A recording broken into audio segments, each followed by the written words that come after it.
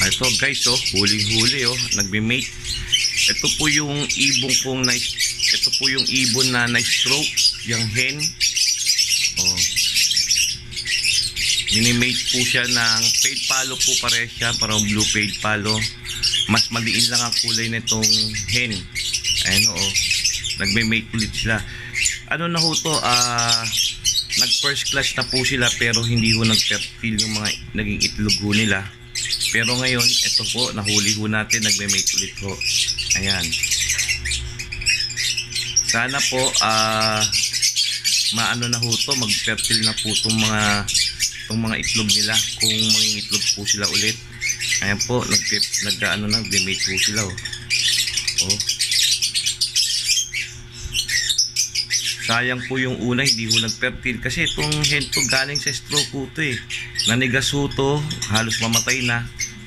Pero ito ngayon, ginawa natin ng paraan, kinondisyon natin ng gusto, binigyan natin ng partner. Ito na ho siya ngayon, nakikipag-mate na ho. Ayan ho.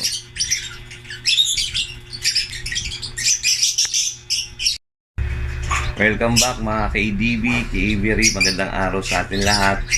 Dito na lang tayo sa kwentong ibon at tips. Ngayon po, i-flex ko po sa inyo, ipapakita ko po sa inyo yung pinaproject kong na-stroke na fail palo na hen. Nakita ko po, nag-mate na ulit. Kasi po yung first clutch nun, hindi ko nag-fertile. Hindi ko alam kung bakit. Pero ginawa na po natin ng paraan yun. Pero ito sa pagkakataon ngayon, may itlog na. Pero hindi ko na sa kanila ipapalimlim, ipapaposter ko na. Tatapusin ko lang yung kanilang pangitlog, tapos ipapaposter lang mo natin. Diba? Para subukan natin kung talagang fertile o hindi yung mga itlog nila. O baka hindi talaga nila nililimliman kasi galing sa stroke yung hen. Ayun po ang pagkukwentuhan natin araw na to. Ayan po guys, ayan po yung cock na blue pale fallow. Ayan, ngayon po silipin ho natin yung hen, naglilimlim kasi no isang araw nang itlog to. Ayan, silipin ho natin.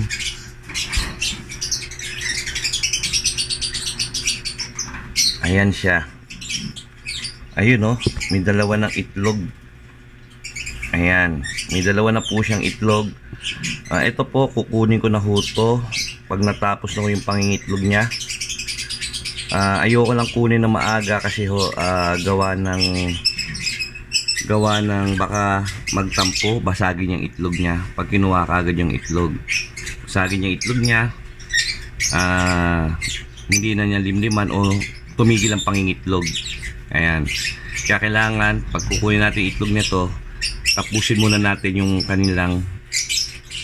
kanyang pangingitlog lahat. Kailangan mailabas niya kung ilan man yan. Ayun po.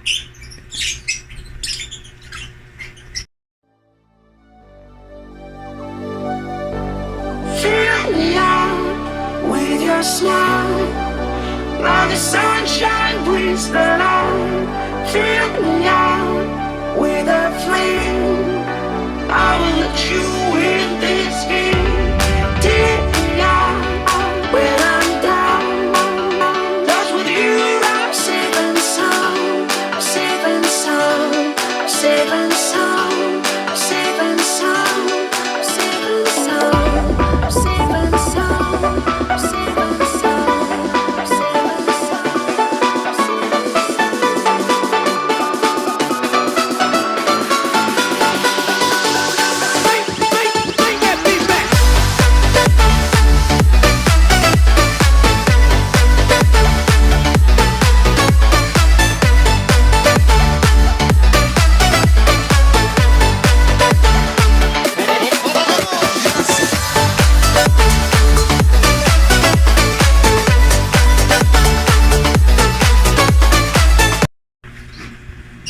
Ayan po guys, kung makikita nyo, hiwalay ho ang itlog, oh. Magkahiwalay. Baka yung isa Ngayon lang ng itlog to. Kahiwalay pa, kakaitlog lang. Ayan. Mapapansin ho natin, oh, hiwalay, oh. Ayan yung isa, ayan yung pangalawa. Ayan. Eh dito naman ho kasi sa totoo lang nag first class na sa akin to, hindi nag-fertile yung mga itlog. Yun ho ang naging problema ko rito. Hindi ho sila nag-fertile. Hindi ko alam kung hindi nililimliman o hindi pa siya marunong maglimlim. Itlog lang siya ng itlog kaya hindi nag-fertile. Pero ngayon sa pangalawang pagkakataon dito sa second class nila, ito talagang ipoposter ko to. Kasi hindi ko alam kung bakit hindi nag-fertile yung mga itlog nito.